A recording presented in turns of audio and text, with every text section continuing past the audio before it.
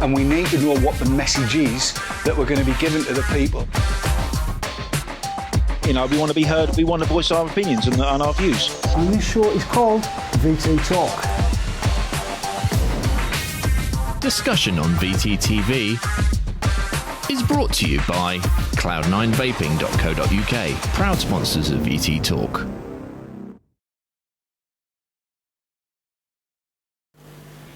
Well, hello, good evening. This is a strange one for me, he said, looking into, I think, the right camera. Tonight is the first night for VT Talk when we've ever had a live audience. And indeed, we have a live audience, and there they are. Good evening, everybody. And if you want to know how scary that is, I've sent for the brown trousers. Tonight's going to be very, very much off the cuff. We are here in Warsaw, in Poland, at the Global Nicotine Forum. That has been, I think, an absolutely fabulous day. I've been watching people wandering around with big smiles on their faces, some thoughtful conversations going on, people talking to each other that you would never have expected. And that's down to the two guys, I think, that have organised it. And I'd like to ask Paddy Costall and Jerry Stimson to come to the stage, please. Big round of applause for them.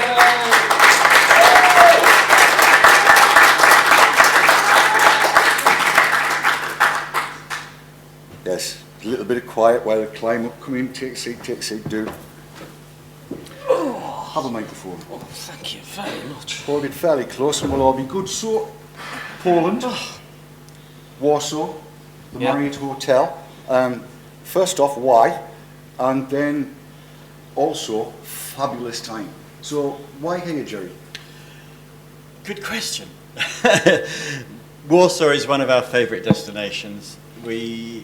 In planning this event, and I must say I'm pleased it's actually worked, because we were really worried that we'd made a terrible decision. It was only back in mid-January when we were here, and we probably had a few drinks, and we said, yeah, we'll do it in Warsaw, we'll do it, when can we do it? Oh, we'll do it in June. And, okay, it sounded good at the time, but then I know that just 2 months ago, I was having sleepless nights. I was looking at the number of registrations and thinking, God, this is going to go down in history as a bad decision. But it's really good. Warsaw, well, we have a good affinity to Warsaw. We've held conferences here before. KAC, which is the little conspiracy that Paddy and I have, has many of its staff here in Warsaw. So we have Polish workers, and we have a base here in Warsaw, and it's a good location in Europe. We wanted to hold a conference in Europe. We didn't want to hold something in London, and it actually turns out to be a very good place to have something like this. So we're very pleased that it's worked, and we're very pleased to be here in Warsaw. Your take on it, Paddy?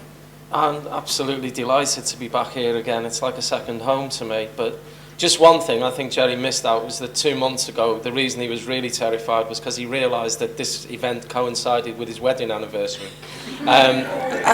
Which didn't go down exceptionally well at home. But this place is somewhere that I've been coming to now for many, many years, and I've worked here in a number of capacities. And the opportunity to do this in new territory, really. There'd been a lot of things that had been going on around vaping in other parts of Europe, and we decided to try and do something somewhere very different. Obviously, it's very near Moscow, which is another reason for doing it here, with the COP6 being there in October. As Jerry said, having our staff based here makes a hell of a difference. And I noticed that one of my other colleagues has just walked in, Jagos, who's the mastermind and the genius behind this whole thing. He makes the magic happen. I was described today as a fixer. I'm not so sure whether I take that as a compliment or what. But Jagos certainly is a fixer. He makes all of these little things work, which without him, we wouldn't have this event. And I think that it's remarkable that we've managed to put together as many people from as many places, including the speakers from far and wide, who've agreed to take part in this. And I can honestly say this, of all of the events that Jerry and I have been involved in, this is the one that's been the most pleasurable, really. For a start off, we haven't had either civil unrest a dust cloud that prevented people getting here, or the other things that we've had at previous events which have made them in their own way very exciting. But this one's been exciting for all the good reasons, and I hope that it's the first of a series, the first of many really.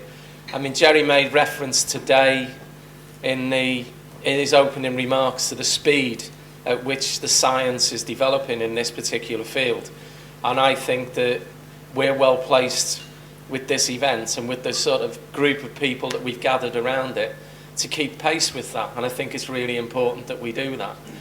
So for a number of reasons this was chosen as a good destination. It's also very cheap, as I imagine most of you realised when you were buying 4 pints of beer for 18 zlotys in the WUK yesterday. And I think it's good value for money, and I'd encourage anybody who's never been here, and if you have the time before you go back over the weekend, to take a look at the old town and various other parts of the city, because it is absolutely a remarkable history this place has. Indeed. It's been very eventful thus far, but what would the aim be? What would you two gentlemen like to see come out of the first Global Nicotine Forum? What would be the best possible outcome?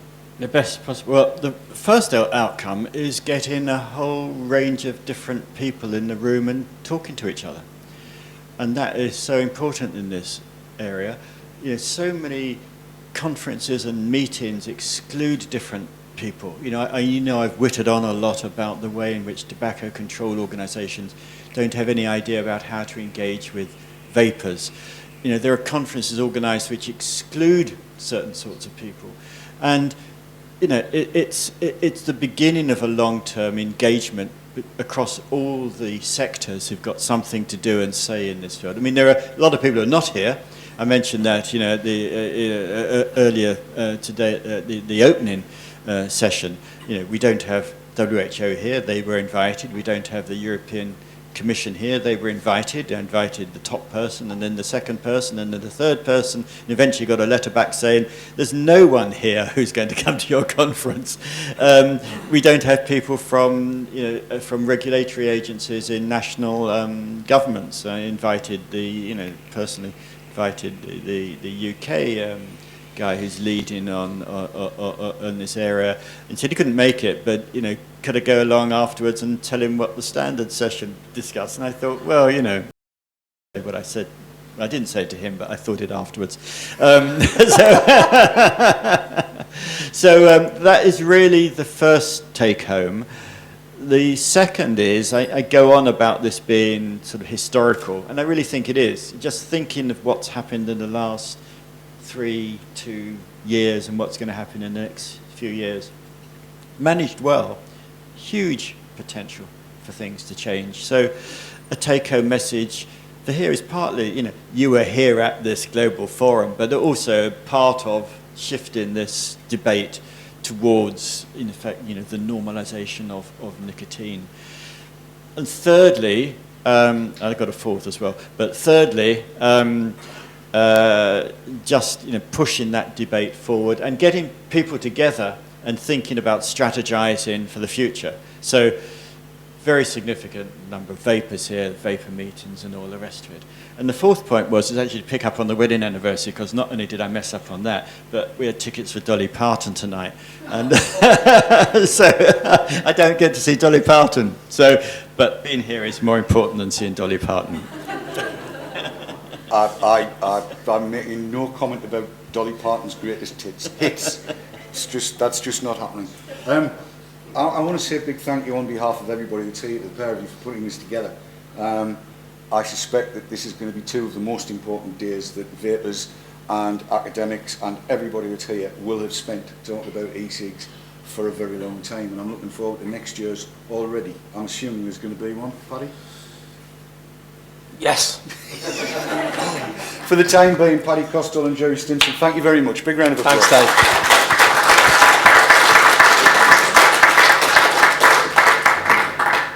No, this is where it gets difficult, because I've never done a Jonathan Ross thing before, but I want to try and pull this together in a slightly different way. And we've got an old hand from VT Talk who's done it from her kitchen, with or without pictures of sweaty rugby players with strategically placed balls. That wasn't the I don't word. actually have that calendar. You don't? No. Oh, do you want one? If anybody's listening, I'm sure they'll send you it.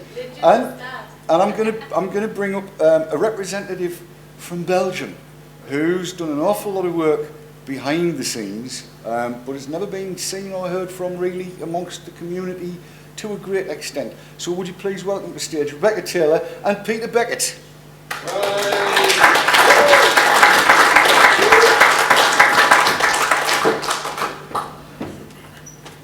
Hi, good evening. How are you doing? Hello. Shifting a bit, Peter. Well, you want me closer to you? Yeah, Really? we want you closer. You sure about that? It's for screen reasons. Otherwise, you're actually half on the screen at the moment. Yeah, That's better. That's better. We've got you in now. Right, now, Rebecca Taylor, MEP for another... 3 days. Are you looking forward to not being? I'm looking forward to having a break. Yeah. Good, good. And Peter Beckett, Communications Manager for Asita, isn't it? Something along those lines, yeah. Okay. You two have communicated quite a lot in the past, haven't you? Yes, we have. And what's that led to? I mean, we know that Rebecca, for instance, is a listening MEP. I'm going to I say try. that. Well, I think you are. And I think you've done a hell of a job representing the people in the UK. And I Thank say you. that with utmost pride, actually. I'm proud to know you.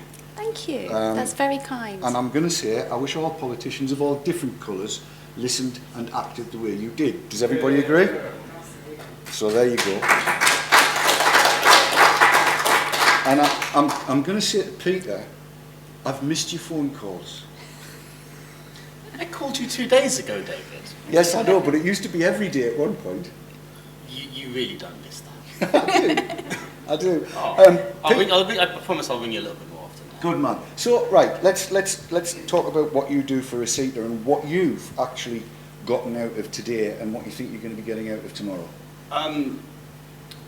There's a certain reality that we have to face in this business. I mean, the history of the inhaled nicotine business is what it is, and we as an industry kind of have to, now get to a point where we have a system to provide to regulators and to more civil society at large, where we can confidently say, That's me, I'm Is that sorry. you? Yeah. Should I talk over it? No, you're fine. Carry on. My apologies. I was refreshing so I could read what chat's saying. And what we, the essential question that it keeps being asked is, how are they made, what goes into them, and what comes out of them. We have traditionally had kind of a tin hat mentality in between us as industry and consumers, because this is a consumer-led industry. It's a consumer-led business based on innovation. But as I think we move forward into the next 4 or 5 years, and you've been vaping for what, 5 years, Dave? 5 years and a 6 bit, years. yeah. There will be less of a focus on relative safety and more of a focus in terms of how safe can we make them while maintaining the value proposition. And that's the main kind of form of work that I'm doing right now, is to look at how we can do that while maintaining what is important to you and to everyone else. Although, I mean, not everybody vapes 56 mg per mil. I've cut down. What have we got down to? So what are you doing now? Well, for the last month, I've been practicing vaping according to the TPD. How's that going? I'm impressed. Have you seen how nervous I am tonight? It's really not working all that well. You're having to look, from my perspective, you've got to look at really stupid wattages to make TPD compliant juice work, which I'm pleased you mentioned that, because Rebecca, we need to actually make some changes to the TPD. Is it possible to do that? It's not going to be quick. I mean, now the TPD is basically done and dusted because the national government's adopted it after the trilogue negotiations. Everything, I mean, it will be revised, but it isn't going to be revised quickly because it's only just being completed. The challenge is now in the implementation. And that then implies that we need to be talking to national health departments. Definitely. And whichever agency is going to be the one responsible in each country. So, I mean, I think we don't even know that yet. no. So we probably need to, when we're talking in the UK at the Department of Health and various other health departments throughout Europe, we also need, I think, if I'm right, that the influencers, the top people in all of this, the academics and researchers, we need those batting on our side. Definitely, because that's certainly what swung the debate in the UK. I mean, when we were at the APPG, it was last week, wasn't it? Beginning of last week? 4 weeks ago, something like that. No, it wasn't 4 weeks. Whenever. It was a while ago. Yeah, a couple of weeks ago. Afterwards we came out and went, God, haven't things changed in 18 months? They have. Yeah, but that's also because, for example, in the UK, you've got the Royal College of Physicians going, this e-cig ban in Wales is a stupid idea.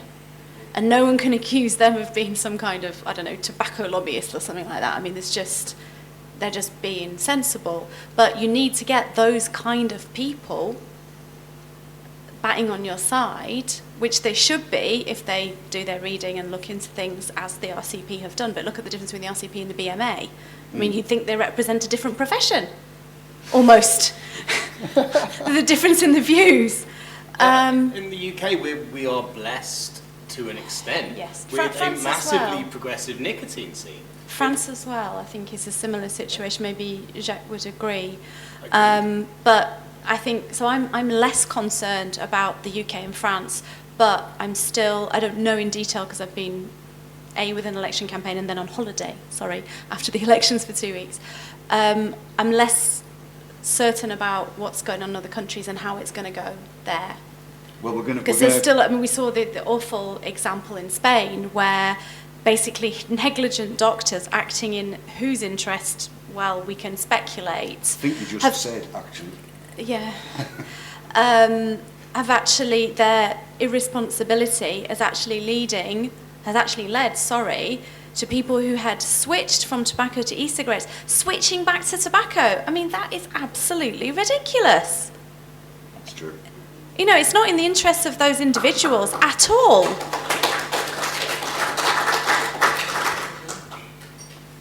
You are so right, and very shortly we'll be hearing from some of the influencers, and we're going to hear from people from all over probably Europe. In Spain there are not people like John Britton in the UK, like Jacques Lohuzek in France, who are, you know, have a long history in their field and have come out and said, you know what, I've looked at the evidence, I know what I'm talking about, this is the way to go. Those people, are, if they exist in Spain, they're not speaking out, and I'm sure they do exist. I'm sure they must, and I think we need to give Spain as much help as we can. Absolutely. I think we'd all agree with that, wouldn't we? Because certainly from my perspective, he said, get on camera, David, that's better. From my perspective, I was absolutely appalled to hear what had been going on, and when Ricardo Pelosa gave us the background to it all, it just doesn't seem right in any way, shape. The Spanish market is a very strange one. It's made all the stranger by somebody who appears to believe that they own the design patents on basically every electronic cigarette model that is currently going around threatening everyone with lawsuits based on, you know, what are fairly flimsy Spanish design patents, and it scared a lot of investment out of the industry. That's another factor. I mean, those two things put together have really taken the bottom out of the market. It's not a good situation to be in because Spain's a big country. It is. Spain is a big country, and I was talking to one gentleman with whom I worked on the tobacco directive last year, and there seem to be, you know, a few centres of disapproval around Europe, and one of those is Spain, and the other is the Baltics. Okay. The Baltics are 3 countries. Okay, their combined population is probably what, 2-3 million. A little bit more. I think they're each about 2-3 million. Yeah. So yeah, so maybe a tiny proportion. 8-9 million in tiny total. proportion of the population, but there is a clause in the tobacco directive which says if 3 member states ban refillables, then so can everybody else by a it's a delegated specific. act. They have to ban a specific device, not a category of device. Nobody's tried it yet. I mean, Yeah. it does say the wording of the directive is any model or type of device causes specific public health issues. I mean, I agree But with how your would you interpretation. prove the damage? Because the evidence is just not there. Well, I mean, the it will evidence end is up just it will not end there. up in court. Yeah. In the end, but it's certainly a worrying precedent to set. I know from speaking to people that with Lithuania at least, part of the issue is that they had very, very weak tobacco control measures until a few years ago, and have made big strides in that, and just got really, really nervous because they're quite new to this.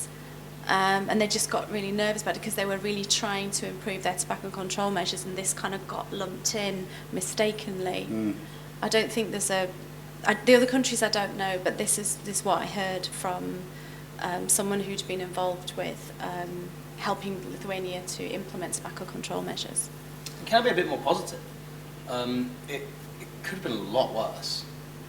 It could have been everything off the market in 2 years' time. Well, isn't it already? It's everything current. It could be, but there are ways that the implementation can be done to avoid that. The TPD is a set of principles. It's not a set of predefined rules. It's the predefined rules that will determine whether or not everything goes off the market. Now, it's the old that phrase, probably will, because it's more devil than 2 is in mil. the details. Yeah, the devil is in the detail, and we don't have the detail. Is that more than a 2 mil tank you've got on there? It only slightly, only very, very slightly. It's 8 mil. Only 8 mil. Well, I put 4 TPD compliant ones. I can't do TPD compliant. Just let's face it. I cannot do TPD compliant. I cannot do 18 milligram in a 2 mil device. If I try, I'm out of the house 20 minutes. I'm back into fill up again.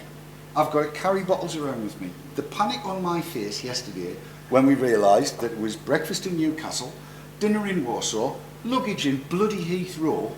Where was all my juice? It was in my cases. And had it not been for Tom Pruin and other very friendly vapors around here, I'd have been tearing what little hair I've got left out. Either that or mugging people with decent sized devices. It's unfair. I don't disagree with you. What I would say is, there are things we can probably get through. I don't think it's fair to say that it's absolutely the case that all refillables are going to be banned, but I think it could be the case if we get the implementation wrong. Yes. And that's That's the why, worst case scenario, isn't it? It's a very worst case scenario, and I think it's unlikely. I think the idea of tech neutral regulation is becoming reasonably fashionable now within government. Yeah. But in other areas as well. It does require a unity and a cohesion of message, and for vapors not to take their foot off the acceleration. Definitely. Not that they are likely to do that anyway. And it needs the influences to help us, which leads me on to my next 2 guests who are sitting looking, well, one's looking slightly nervous, the other one's looking champing at the bit, ready to go. And they don't know who it is yet, but you know where I'm looking. And I've been waiting this day for this day for a long time. But for the moment, can I say thank you to the pair of you for joining us. Thank you for travelling all the way to Poland for this, and it's been great to see you. Rebecca Taylor and Peter Beckett, everybody.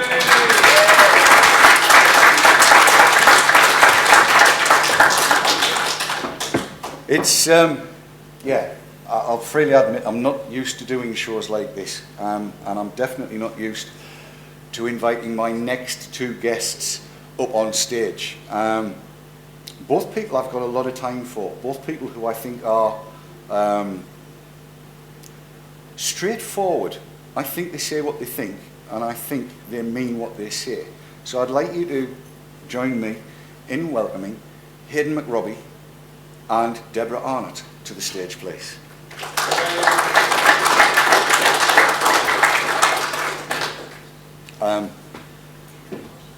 Take a seat, do. And if we can keep the mics right up, if you're stuck, look for that green line going right up high on there.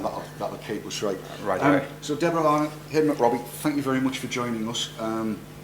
It's great to see you here. I'm going to ask the same question of you as I'm asking of everybody. What have you got out of today so far? What's it meant? We'll start with you, Deborah. That's actually a very difficult question, and I'm not sure that I'm making the green line go up enough. But I'm not even sure that it's on.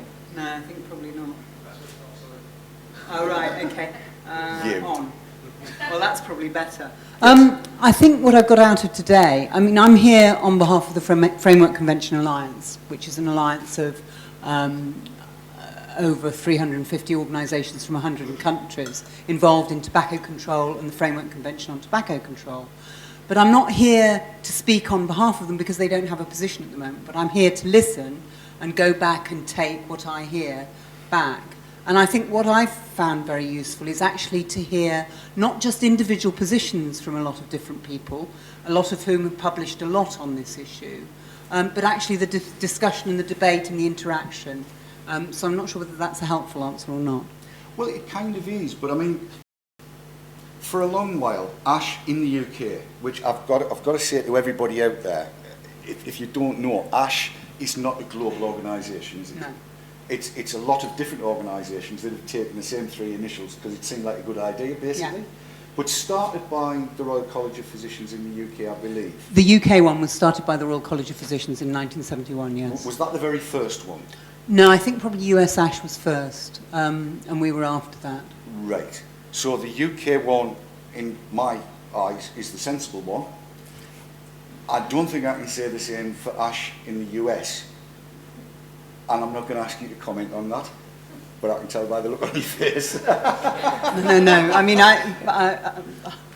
yeah. No, I wouldn't embarrass you by doing that.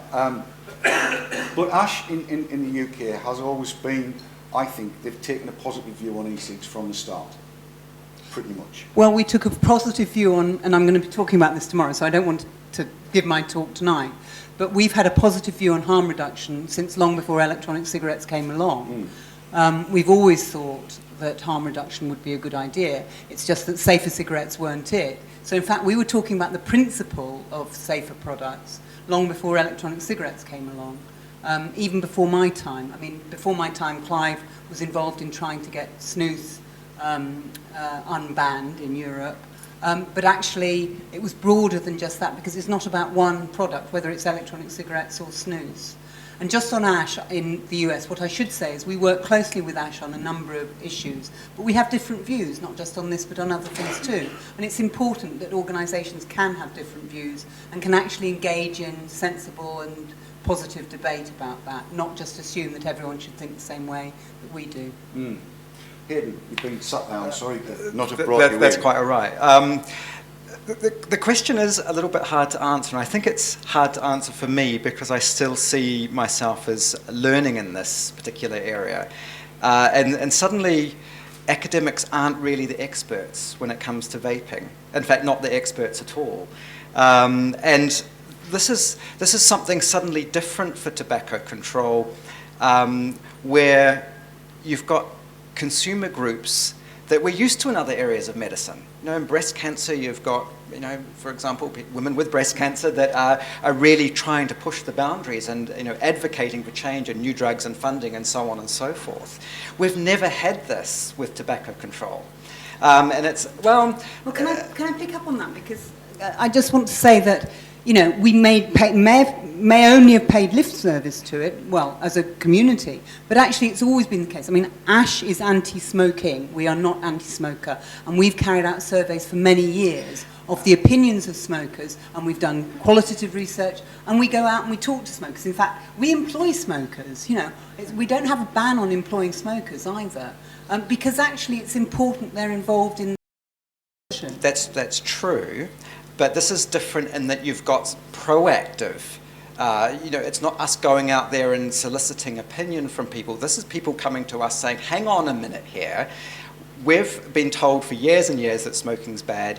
We've now found something that's not going to kill us, and now you're telling us we can't do this either. I mean, not ASH telling us you can't do this, but it's, from my point of view, quite a different feeling to what we've had in the past. And yes, you know, even in research, we've now started to involve, you know, end users, if you like, or clients or patients, but often just still paid lip service to that particular, you know, the group. I've just got to dive in there straight away. You've used the P word. That's what it's called in research still, public patient involvement. And that's what, you know, that's very much still the sort of attitude to a lot of clinical research, is that you're it's about that particular group, and this is where it's changed suddenly. Yes. And which is a great thing. But that's very much where it's come from in medicine. I think that's what a lot of people feel uneasy about. Suddenly, I'm no longer the expert. There are people out there that actually might know a little bit more about it than I do. Okay. Can I add something to that? Yeah, of course. Because I think the perspective of vapors is really, really important. You are not the only people who have a perspective here. And we do need to listen not just to those who are currently using products, but those who aren't currently using products. Because actually, if we don't, then we're only serving a minority of smokers. And actually, I care about all smokers, not just people who are currently vaping. Well, you make a very good point, and I take on board what you've said, and I too would like to see a situation where every smoker, not just UK-wide, not just EU-wide, but worldwide, had the opportunity to do what I did. And I think my story is relatively well known amongst a lot of people. I never ever wanted to quit. I really enjoyed smoking, okay? And I've never made any secret of that. What I didn't like was when the smoking ban came in, it began to decimate my business. It put an extra £150 a night onto my expenses because I had to employ a non-smoker to sit behind £80,000 worth of very expensive technology while I went out for a fag to guard against the, I nearly said it the wrong way, inebriated clientele pouring their pints over my desk. And I wasn't not going to smoke. I was going to be, you know, I'm there for 12 hours, it's never going to happen. One of the guys gave me, somebody in the room had one earlier on, a Lucky Lighty, and I'll not even name which it was, just an ordinary Lucky Lighty. Came in, I tried that and I thought, that's it, that's me sorted, that's £150 a night saved. And meanwhile, they were closing venues left, right and centre, it also has to be said.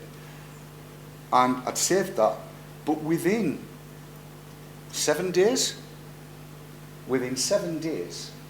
I didn't light a cigarette up anymore. I became an accidental quitter. Never considered I'd quit, still consider myself to be a smoker, just a more sociable one now. One that, you know, people don't get annoyed if I'm around them and that kind of thing. And that's an opportunity that I want to be able to give to every other smoker worldwide. And I think that's a laudable aim. And what I'm gathering from what I'm hearing here in Warsaw is that seems to be an aim that's shared by an awful lot of people on what used to be both sides of the fence. And I'm pretty sure you two share that as well. Yeah, absolutely. And it's been this, you know, a bit of a journey. I mean, as you know, I started looking at e-cigarettes back in 2007 with the Rouen ones, and that was, you know, Murray Logerson that got me interested in this. And it's, you know, it started off with us not knowing much at all about these things. Even though we're researchers and we think we know a lot, you learn by your, well, at least I learn by my mistakes as I think go through this. And as I say, still learning now. Indeed. What do you think is going to come out of the weekend, out of the Global Nicotine Forum? Is it going to influence what the World Health Organization does in October, do you think, Deborah? I doubt it will influence what the COP does in October, the Conference of the Parties, because that's the governing body of the FCTC, and it's a meeting that's focused on what individual governments' interests are and everything. But I don't know. I mean, I think indirectly it will, but not directly. Okay. And just to follow up on that, if I may, what message would you take to the Framework Convention Alliance and to FCTC from what you've gathered this weekend and what you've gathered over the last 12 months, say? Well, the impression I'm getting from today, actually, is that there's more agreement, certainly amongst the researchers, and actually, no, probably amongst, and in fact we got that out of the all-party group meeting that you came to in London as well, that there is more, from discussion, there's growing agreement that regulation is needed. It's about how we can make it effective to maximise the benefits and minimise the risks. And I think that is a change, because there was a time not that long ago when some of the e-cig manufacturers were saying our products are a magic bullet. They can do everything. They're so much better than nicotine replacement therapy. And we don't need regulation, and we don't need this, and we don't need that. And that wasn't what the evidence shows, and it isn't what the evidence shows. So I think actually all the discussion and debate is helpful. Whether we can, the fact that we agree about what we want to achieve through regulation doesn't mean that we've found the magic solution, because I think a lot of the debate today has been about what the problems are in making that work, and I've found that very useful, and that's certainly informing my thinking. Sorry, I'm rambling on, aren't I? No, it's nice to hear the thought process. I should hand over to Hayden. But yeah, I mean, I think we need to keep talking, and we need to, Jerry said it right at the beginning, and he's absolutely right. We need to listen with respect to what others say, even if we don't agree with them. Yes. Something I don't always find totally easy, but I don't think anyone else does. But it's an important point to bear in mind, because if you want other people to listen to you, then you've got to listen to them. Right. Quick question before you put the mic down. One I've been wanting to ask for donkey's ages, and it's not out of the blue. E-cigs, tobacco, medicines, or something else? Which one? Well, e-cigs are a nicotine delivery device. Now, I don't think they should be classified as a tobacco product as much as, and this is pragmatic. I'm an advocate. I'm not a researcher. Because if you classify them as tobacco products, and people keep saying, oh, tobacco products aren't regulated. They are regulated, but what's not regulated is the product, because actually all the evidence is that you can't regulate them effectively to make them safer.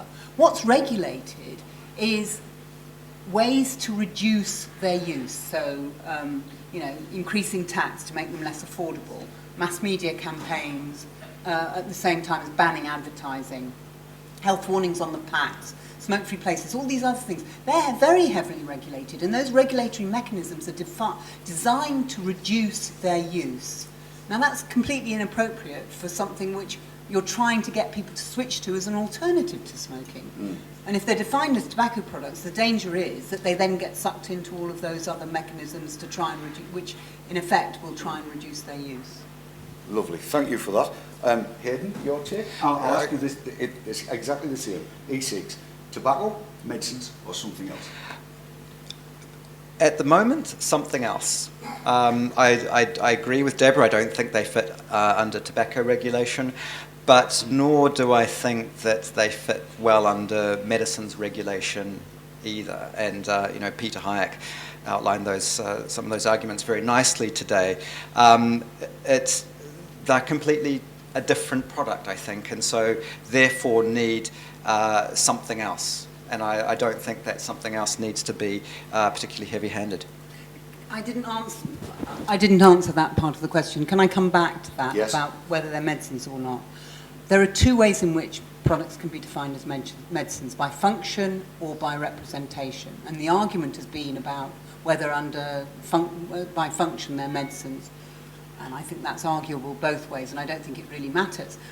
But the thing I think is really important is that it is unfortunate for them not to be defined as medicines, because you can't actually promote them as devices to help you quit or cut down or reduce your harm if you don't define them as medicines. And so actually the manufacturers at the moment in the UK and other places are being stopped from promoting their products in just the way that most smokers are telling us they want to use them. But isn't that a function, though, of the lawmaking in any of the countries where that applies? That there's actually not a lot of sense in that. And I get told a story down at the UK NSCC. My mum decided many years ago that she was going to patent smoking. This is before NRT was around. About 1965, 66, and she went to see the doctor, and the doctor really didn't have anything, there were no patches, there were no gums, no inhalators, nothing. There was hypnotism, however much good that is, and he suggested carrot sticks. Okay? And he said, every time you feel like you want to light up, Mavis, get a carrot stick and hold it like you would a cigarette and chew down on it. And that will help you quit smoking. I just can't see how the law at that point in time didn't say that carrot sticks were a medicine, and yet now they're saying something that does exactly the same sort of thing.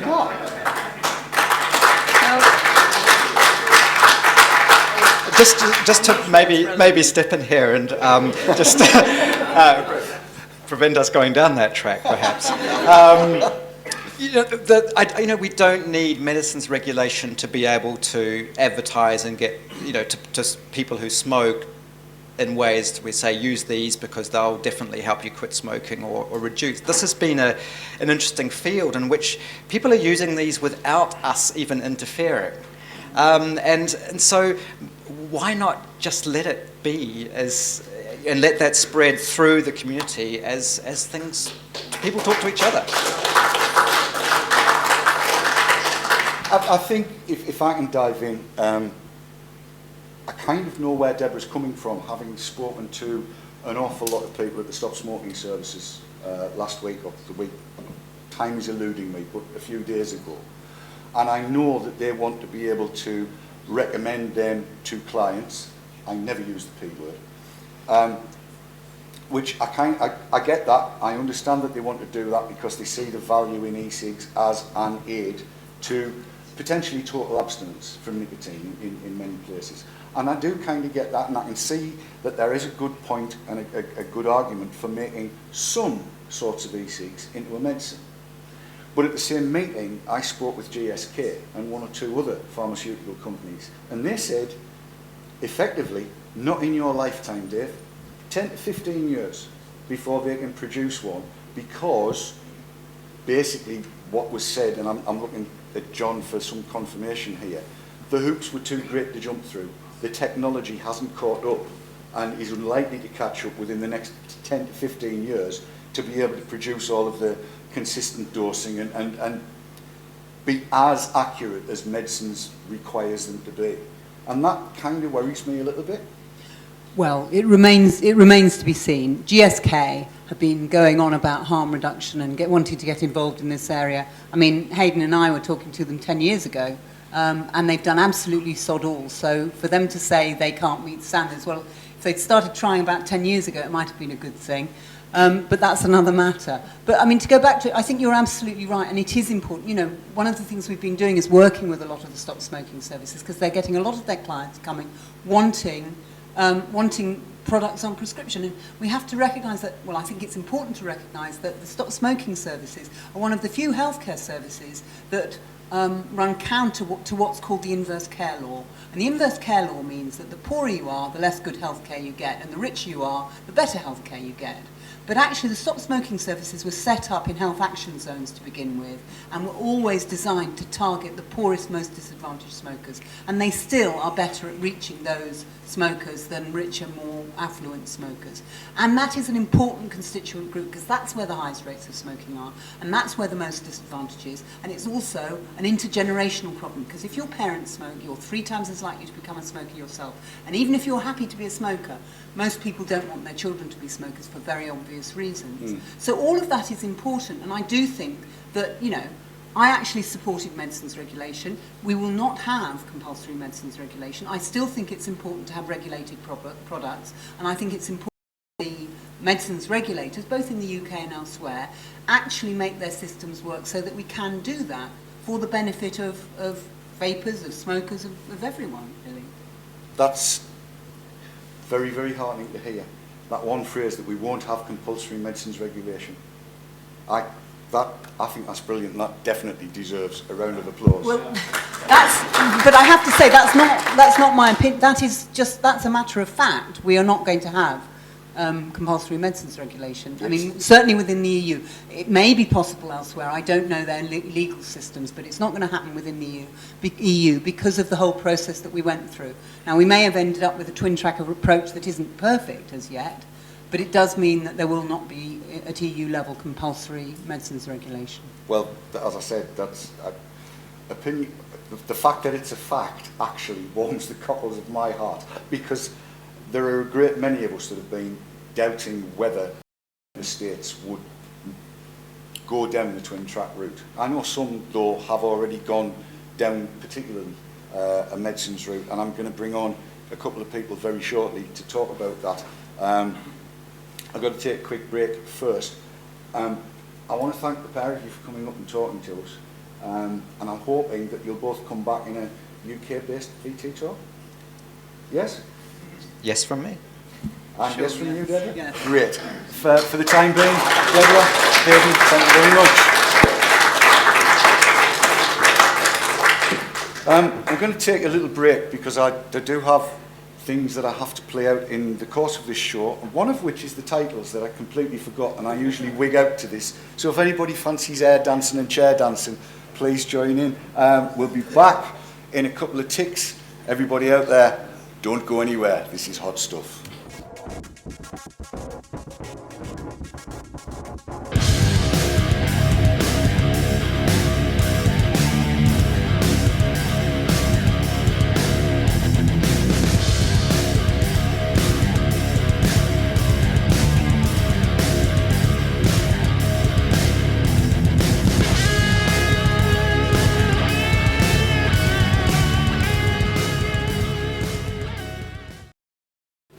And we are back in the room in Warsaw, in Poland. And Tom Pruin's just joined us as well, I'm here to tell you. I'm going to invite up to the stage now two people who I've had on the show before. It's very, very wide, is this. So we've got Konstantinos Vassilinos and Jacques Luezek coming to the stage.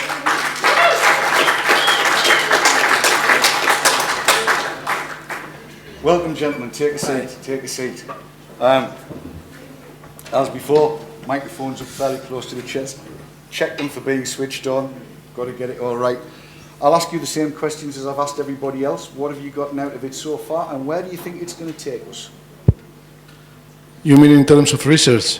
In terms of research and in terms of influencing the decision makers. Well, in terms of research, we don't have any good news, unfortunately. We completed the study, the chemical analysis on 159 samples from all over the world, 6 countries in Europe and the US. We tested for the presence of diacetyl and acetylpropionyl. 74% of the sweet flavored liquids came up positive. Positive is a bad word, you know, in medicine.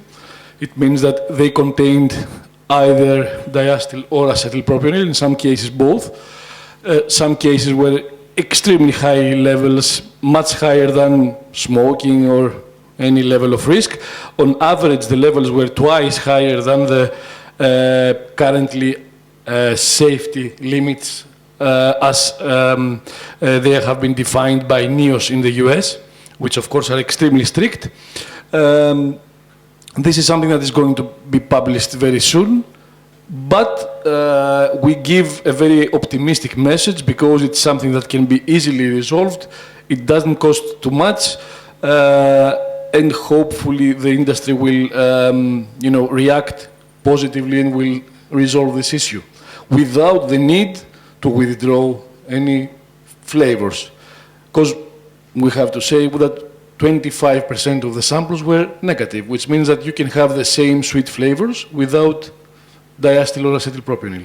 So, as I said before in my presentation, these are avoidable risks, so there is no need and there is no reason to impose this risk to the consumer. Okay, that's good. Jacques, what have you brought out of all of this then? Well, I think it's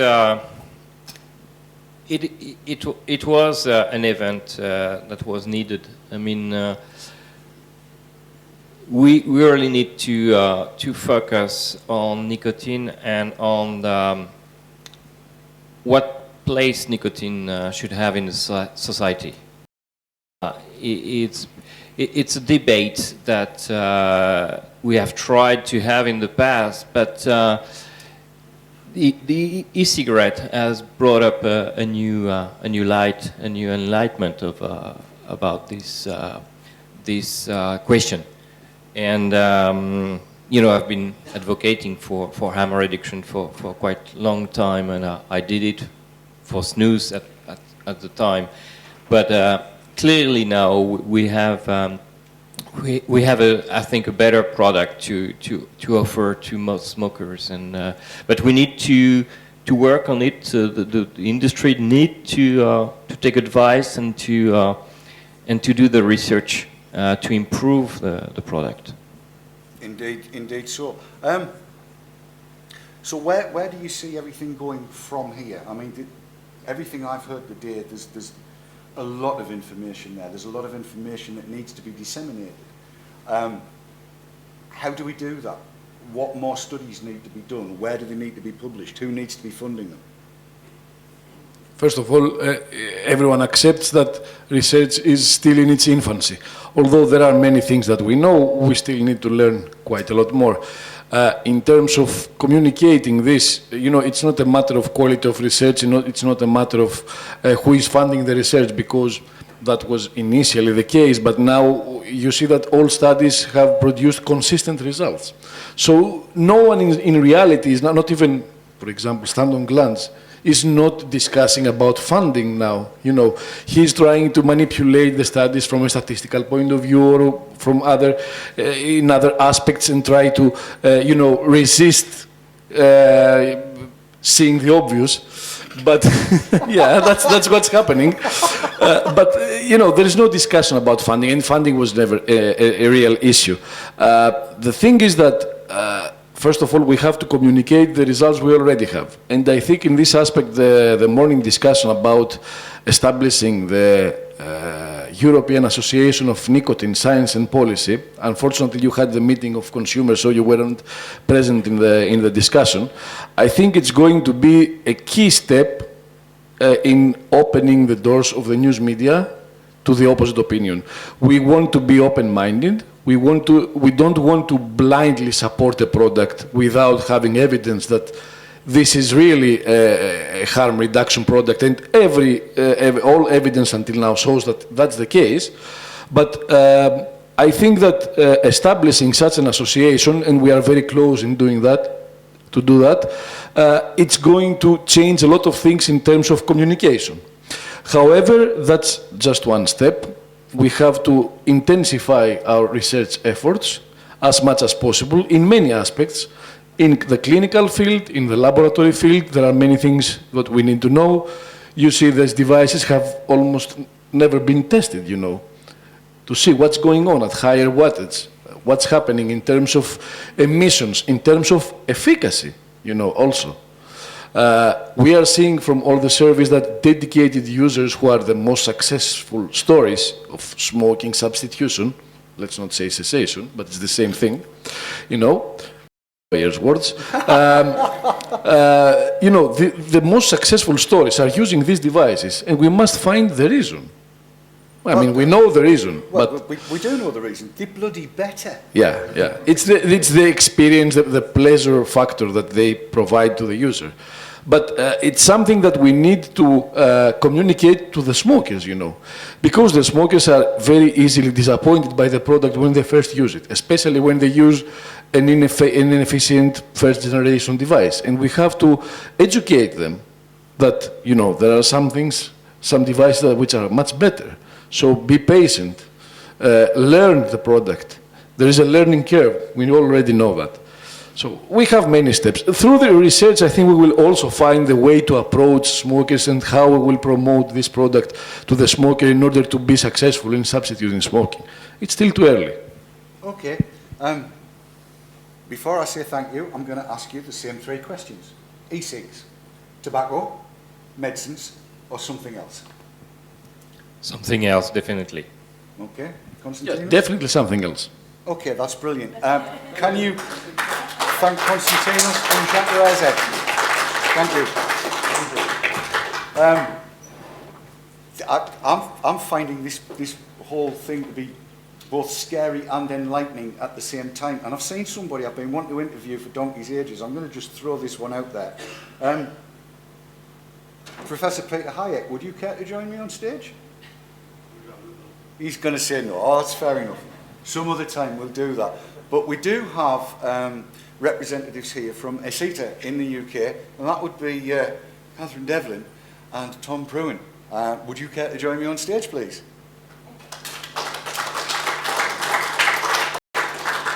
Yes, walk all the way around. As you do. There you go. Microphone. Thanks, Waffley. Let it snuggle. No. So, right, yes. Perry, you've been very, very active in the whole e-cigs field. I think we're all around about the same kind of vintage, aren't we? 5 years-ish? Yeah, pretty much. 5.5, yeah. Yeah, there or thereabouts. Tom and I have been RY4 Yeah, for around ever. about, forever, at around about the same sort of strength and the same sort of volumes. And you've been a wimp on menthol, haven't you? I have. Yes. But I'm vaping Polish menthol, and it's good. I bought it in the mall across the road. It's good stuff. Oh, they're selling juice? Yes, they are. It's very good. I We're had to going buy some and try some. It's very, very good. Well, my darling wife's here with me as well, so we're going shopping tomorrow, Pet. Not for clothes or shoes, but for juice. Sorry? That's what I think, is it? Oh, God, I've been stitched up. Okay, same question. What have you got out of the Global Nicotine Forum so far, and what do you think it's going to do for the whole community and movement moving forward? Go, we'll start with you, Catherine. Okay, so I think I echo what everybody else has said about it. I think it was a really important thing that needed to happen, and I'm so grateful to Jerry and Paddy for making it happen, and making it happen with the sort of calibre of speakers that we've had so far and have to look forward to tomorrow as well. It's just a sensational set of speakers, and the presentations have been so informative, illuminating, and although I think Deborah Arnott's right that it's not going to directly influence COP6, I think it is indirectly going to have a significant influence on helping to to continue to push the debate in the right direction, which it's obviously already going that way. But I think the more that we can get the sort of calibre of speakers doing that. Where is that coming from? I do apologise. Carry on. Okay. So yeah, just really, I think it's a sensational thing, and I think the influence from this event and future events like it will go very far and very wide and will be very, very influential. Tom?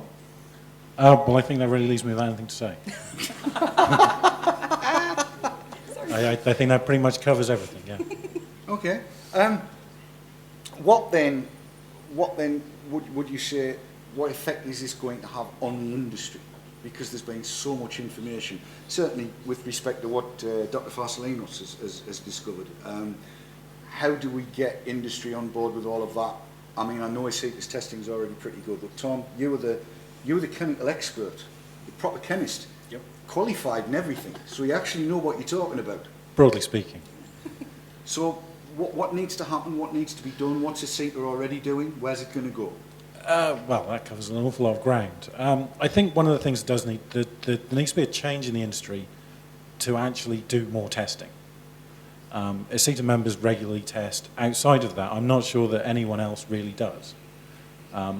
Certainly if they do, they need to promote it more. And everybody needs to just test, because if you don't test it, how do you know what's in it? It's a fairly fundamental problem. Yes, I would agree. You got anything to add to that, Catherine? Well, I mean, in terms of what we're doing at the moment, which we're really excited about, is the work that we're doing now with the British Standards Institute, which was discussed a little bit this morning, because we will be publishing our standard next May is the target, hopefully. And, you know, that's going to really, I think, be part of a game-changing movement, because it's not just us. I had hoped that Arnaud might be able to join us as well today, because the FIVAP in France is also working with AFNOR on setting standards for the French market, but this is not done in silos. It's actually becoming a really properly well joined up effort to the extent where, you know, the UK Department of Health wants to speak to the French Health Ministry and join up at the highest level. And I think the more we can spill that out and go wider with those coalition groupings, and I know that Peter has been helping us to make links with the Polish work that's going on as well on testing and standards and so on. So there's a huge amount that we can do, and I think maybe, I don't know, Tom, if you want to talk a bit about what you're doing in terms of testing methodologies specifically on the standards. Well, in as much as I don't like to talk at all, but I will carry on regardless. Funny enough, our chat just said that. It said, There's been a round of applause in chat because you are speaking. And it says, yep, Tom dislikes public speaking. Absolutely. So I'm well proud that you're up here, to be honest. So am I. Obviously, one of the requirements in the TPD that actually makes a certain amount of sense is to test the emissions from electronic cigarettes. Because we know that the things that come out aren't necessarily the same as the things that go in. So we do need to look at that. And we're currently working with a public analyst lab to develop a method for testing the emissions and screening it to see what's in there. It's an ongoing work, so I don't really have any specifics on it, except that in the kind of broad outline of it is that we want to make sure that it's a standard that's accessible to everybody. It's not some multi-million pound high-tech, high-spec solution that's only accessible to very, very rich companies. Because we want everybody in the industry who's willing to make a commitment to actually be able to get there. That sounds fabulous and should be applauded, I feel. Yes.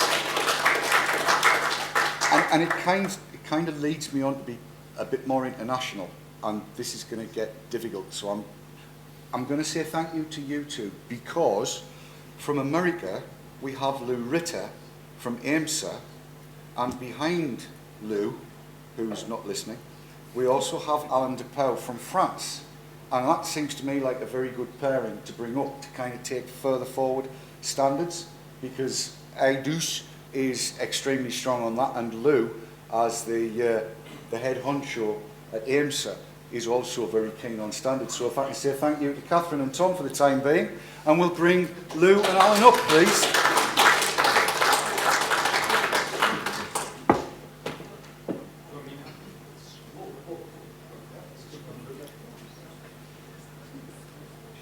And, whoops, wrong camera. This is so scary. Live shows like this, really, really scary. When we've spoken with Alan and Lou, we have the two halves of, we have both halves of El Vaport, which we always thought it was Elva and Port, and it's not, it's El Vaport. We've got two halves, and we've also got Luke from Belgium, and I'm going to try and fit the three of them on so that we get the whole thing going well. But you've just heard what Catherine and Tom have had to say about standards. Let's start with you, Lou. What's happening in the States with e-liquid standards? Well, I'm thrilled to hear that there are other countries that are focused on this. I think the entire industry needs to focus on it. At AIMSA, we have a select group of members who have chosen to participate. I mean, AIMSA, we don't really market AIMSA. We establish what we do, we let the world know we're here. Our information is available on the website. Members come to us. So that's very important to us, that it be manufacturers that choose on their own that they want to participate in what we're doing. We feel very good about what we're doing. For anybody that doesn't know, AIMSA is the American E-Liquid Manufacturing Standards Association, and you can see our information at aemsa.org. The standards are posted right there. We've been before the US FDA on 4 different occasions. We've met with OMB OIRA and other advocacy efforts at the congressional level as well. We are very, very fortunate to have wonderful subject matter experts. Dr. Konstantinos Farsalinos is an absolute gem and a huge contributor to everything we do at AIMSA, as is Ethel and Dr. Kirk Kissler.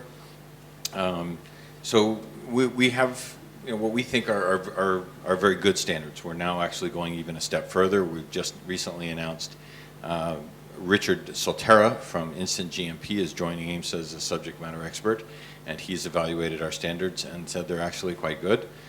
They're not quite at the GMP level, the main gap being in documentation. So we are now working to bring that up to availability to our members. What's happening in France then, Alan? A lot is happening in France, and as indeed in the UK, we have a normalization process underway, run under the aegis of AFNOR, which is the French equivalent of the British Standards Institute or Germany's DIN, and EDUS, which is the French Association of Vapors, are full partners in the process. So we represent vapors. The normalization process is absolutely critical. And as Konstantinos has pointed out, there are rogue products. Indeed, Edus has highlighted, I have to say, some rogue backstreet manufacturers of liquids. But we're also fortunate in having some strong local manufacturers with their own laboratory and research facilities. And they're working on the metrology, if that's the English word as well, for coming up with the procedures, the standards necessary to analyze the materials. So the process... Sorry. And I'm hearing myself in an echo. Twice is too much. I don't know how. I don't understand what's going on here. There we go. Sorry. Well, I'm from the era when a fountain pen sufficed, so all this is magic. It'd be magic if it worked. So the normalization process is one of our key approaches in France to ensure that products remain diverse. Okay, we have, I have to say, a certain concern that some players in the e-cig market, affiliates of large tobacco interests, would like to protect first-generation products. And we are about making sure that product development is enabled by normalization, that the second and third generation products remain on the market, whilst, of course, having appropriate and reasonable quality standards that eliminate the rogues, and providing full information to consumers. For example, the PG, VG percentage of products, I think consumers ought to know. We ought to ensure that those liquids that could react with polycarbonate tanks should be identified. So there are certain aspects there that are of specific interest to consumers, and we're there to promote them. That all sounds extremely good, and I'm sorry if I look a little bit vacant. The stream told me it had stopped, but the UK is telling me everything's working, so that's all good. Technical problems, first world problems, I presume is what you would call them. David, I brought you actually a present. You brought me a present? Yeah, we had to kind of adjust our presentations this morning a little bit, and something I had prepared for our presentation that is something that you might be able to use. Okay. So we put together a list of issues we think that the industry might be worthy of consideration looking forward. Okay, I daren't read this now, or daren't try and read this now, but I'll ask you, Lou, would you care to come on a UK version of VT Talk, and we'll go through all of this? Absolutely, at your disposal. It's a date. And I hate your hair. Well, the first time I saw you on video, you had hair about like this. Yeah, I know, that That's true. That was 3 years ago, before the bloody TPD started. Look at it now. There's none left. Although it does look better in this. No, it doesn't. It's not good. It's not good in any way, shape or form. I'm aware of the fact that we're running way over time, and we're going to run a little while further over, and I do want to get Elva and Port and Luke up here. Can I say thank you to you two for joining us thus far, and I hope to see you on VT Talk again. Alan and Lou. Merci, David.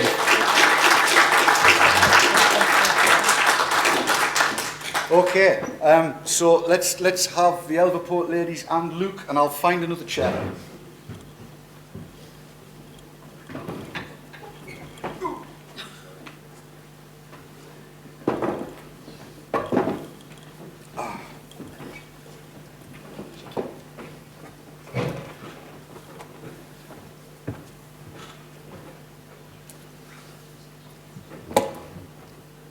And I might need some help from my camera lady at this point, or somebody, just to swizzle that little camera around so we can get all three in play. Get closer. Come closer. It's getting cozy. Cozy's good. Cozy's very good. A little bit more. That's brilliant, thank you. Okay. Right. La Belle France. Belle France, oui. Belgique. And also a bit of Dutch, a little bit of Holland, I think. Yeah, I'm involved in everything. There you go. And also doing some broadcasts via Google Hangouts. Yeah, in the Netherlands we have in the Netherlands we already have had 3 shows, not on a very regular basis, but we just announce it when we have something to say, and so that is starting up in the Netherlands as well, a Dutch. That's VTTV. It's copyright. Yeah, we call it Dump TV. Dump? Dump is a vape. Right. Just so my wife knows, the next time you hear me saying I'm going for a dump, I'm taking my e-cigs. I'm pleased you told me that. That's almost made me day. Right, look, I'm going to put that between the two ladies. Which one's Elva, which one's Port? I'm Elva. And I'm Madame Pot. Okay. But actually, Elva Pot means she vapes in French. Elva Pot. Yes. She vapes. But then it turned out that Elva looks like a Christian name, and Pot means mate in French. Does it? If you're my pot, you're my mate. Yeah. I'm learning all kinds of stuff. This is fabulous. It's been a fabulous couple of days. So it sounded now. like a good name. Yeah. And then Frederick Rees answered one of our letters saying, "Dear Mrs. Pote, thank you for your letter." So since then, she was Elva and I'm Mrs. Pote. Okay. So, right, the three of you, we've got people here over the 2 days from, I think it's around about 30 countries. There's America, there's Canada, there's the UK, there's Belgium, there's France, there's Spain, there's Greece, there's Germany, there's Poland, Netherlands. the Netherlands, India. India. Who else? Australia. Where? We've got Australians here?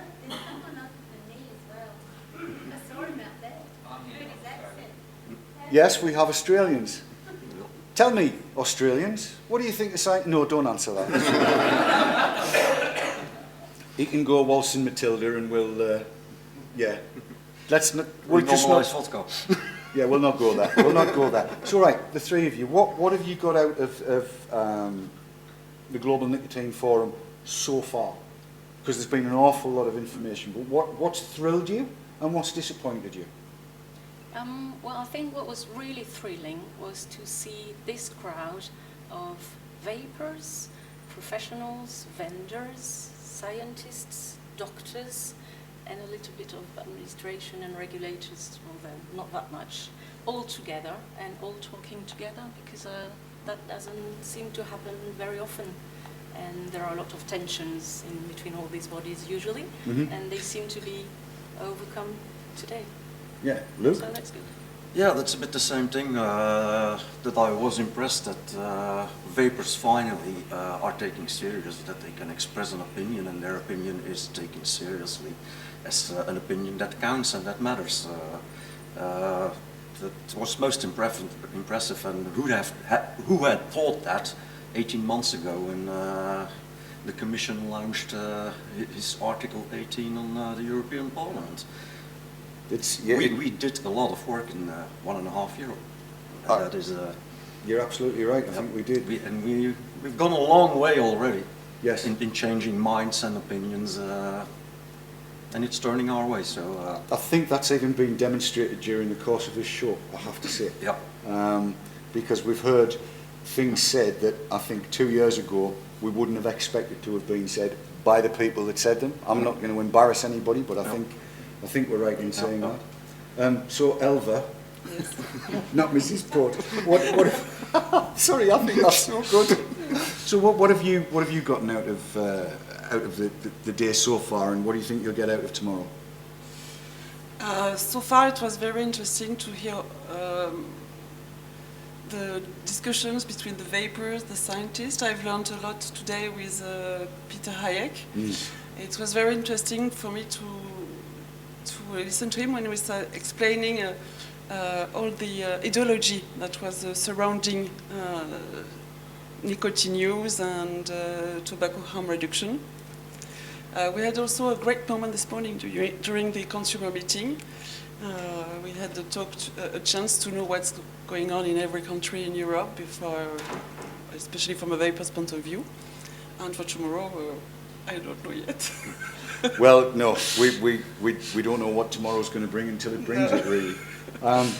What do you make of the fact that we have vapers here from all over Europe?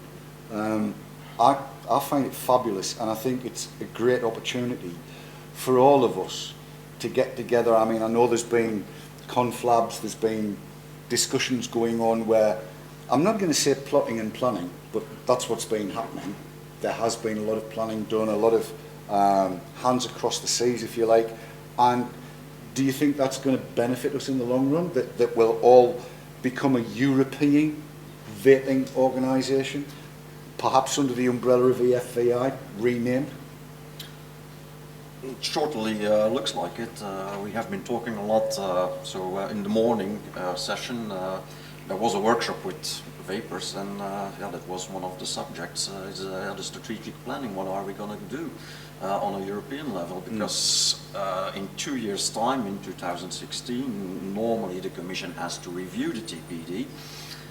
This is done in delegated acts, so normally it passes, but Parliament can intervene, so we have to put the pressure on Parliament, European Parliament, even if now we have to concentrate on national matters. Everybody has to imply the TPD as good as possible, but European Parliament will have the chance to intervene in 2 years' time, so the European organization has to be put in place now. Yes. And that's what we have been networking for that all morning and all day. So there surely is going to be positive results from that. Yes, I think you're right. Would you agree? Yes, I think it's very important that European countries cooperate, because the situation is so different. I think that some countries need to be protected from the TPD. That's, for instance, France, UK, and also, but I believe that lots of countries would need to be protected by the EU against the ideas of their governments.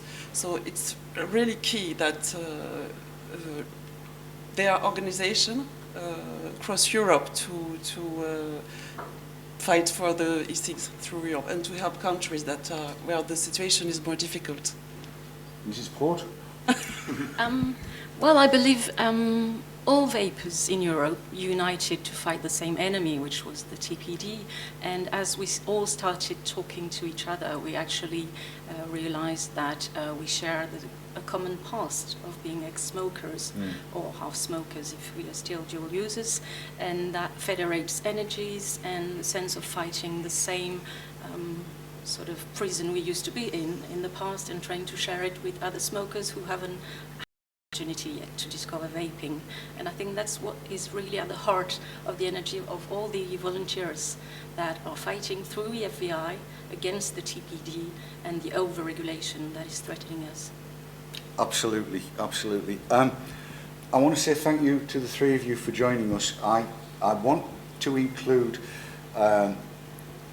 two further guests, just two more.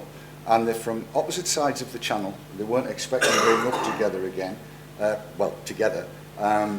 But there's a reason I'm doing this, and this will be the last couple of people that we interview, because I can get to the Brits when we get home, including that young boy that's with the haircut.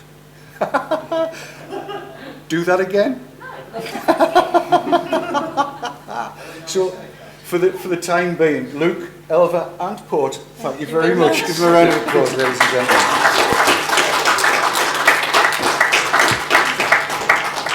Right. This is going to be the last little set of interviews that we do. We said, remembering to look at the camera. And I'm going to bring up a blogger who blogs an awful lot of sense, I think, who is pretty libertarian, I would say. And I'm looking straight at him. That's Christopher Snowden. Come and join us, Christopher. And I also want to bring up a guy who I think put up a hell of a show in front of the worst opposition that could have been thrown at anybody. He was dropped right in at the deep end. Yes, I'm looking at you, Hans. Would you come and join us, please? If you remember May the 7th of last year? It is last year. It seems like a million years ago, but May the 7th of last... Hang on, chuck this chair down and you can shuffle up a little bit. We'll wreck the joint. So it's Hans Holy or Holly? Holy, like the Holy Bible. Holy Island, Holy Head. Right, it's like the Holy Bible, not like the Holly Bush. Exactly. No, you'll need to hold the mic, snuggle the mics in just where your cleavage would be if you were a young boy with a new haircut. We'll start with you, Christopher, because Chris. You can call me Chris. Yeah, because you're not used to being on telly, are you? Nah, never. Never been on before? No, but it's been nerve-wracking. Is it really? Trust me, the brown trousers are on their way down for me now. Okay. What do you make of what you've heard over today and what you think's coming up tomorrow? Well, it's very encouraging, because what you've got here really is a centre ground, and you've got people from who, in other respects, have big differences. You've got people like, Deborah Arnott, you had on before, and Linda Ball. We disagree about an awful lot. I'm a libertarian. I think the government shouldn't be getting involved in telling people not to smoke, never mind not to use e-cigarettes. And yet, we basically agree on this issue, really. I mean, you dot the I's and cross the T's, but we essentially agree that e-cigarettes are a good thing. And it kind of exposes the fact that people like Chapman and Glantz are the extremists in this, and they're right on the fringes, and in my opinion, on the wrong side of history. And it's good to know that there are plenty of people, even in tobacco control, who take, in my view, quite an illiberal stance on public health issues, who can see that. And so, we've had a lot of good evidence from very good scientists, solid data, coming together to the point where I think we can all agree that the evidence is pretty clear about this. The scare stories about dual use and gateway effects and so on are just that, scare stories. And so I think we can move forward. It's just a shame that the extremists still have a disproportionate voice in the public debate. Oh, yes. I mean, I think I've been on record as saying somebody needs to take Stan Glantz out of the picture. He gets far too much time. I'll just take him out.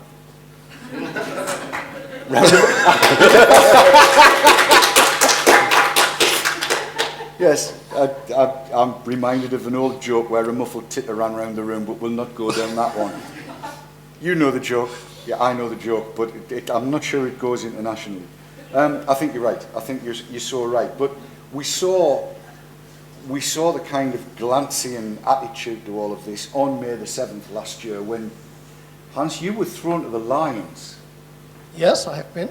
I mean, I found it absolutely, I'm going to use a word that I don't often use. I thought it was absolutely disgusting. I mean, your mother tongue is German. Yes. You said at the time that your English wasn't that good, although I would argue with you on that point. I think your English is very good. Thank you very much. And yet they refused you translators? It was clear from the very beginning that there will be no translators, yes. And I think that's just completely wrong. It disadvantaged you. I honestly that May the 7th last year was a complete settle. But just to compare and contrast, here we have a situation where, again, you've been speaking, again, your views have been put across, but in a completely different atmosphere, where, as Chris has just said, there were people who we might have regarded as being on the other side of the fence, and yet we now appear to have a consensus. How does that make you feel? Well, I think, of course, it was a setup last year in Brussels. It was just, it was me, it was Jean-François Retter, and that was it. Dr. Pelosa was in the audience. He wanted to make 1-2 points. He was cut down by Linda McEvans. It was not only my advantage, or disadvantage, let's say it this way, because I think the lady from Denmark, or I don't know where she came from, you didn't understand a single word, because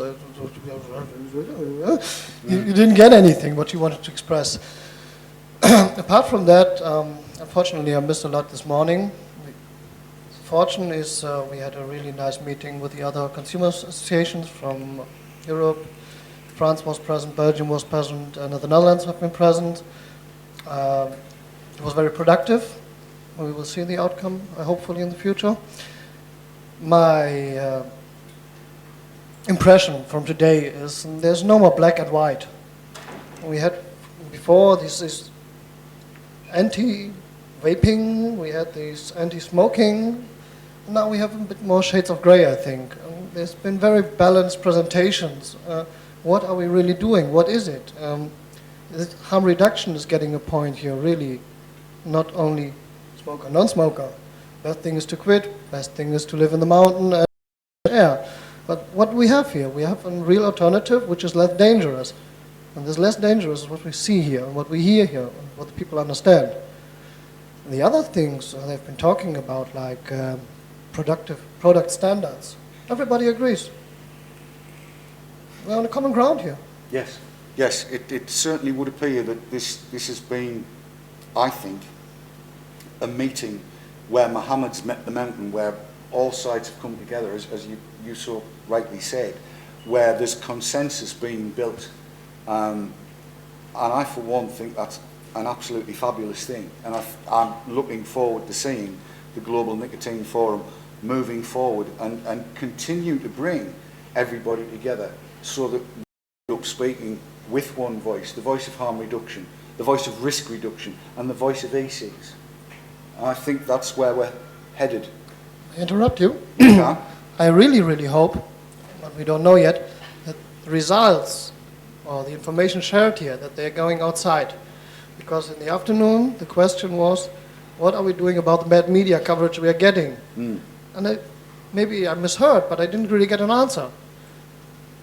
But if that's these things we heard, what we are speaking about, and we're not discovering something, we're just gathering, this has to be get outside. Yes. Yeah, you are right, and we do need to work on that.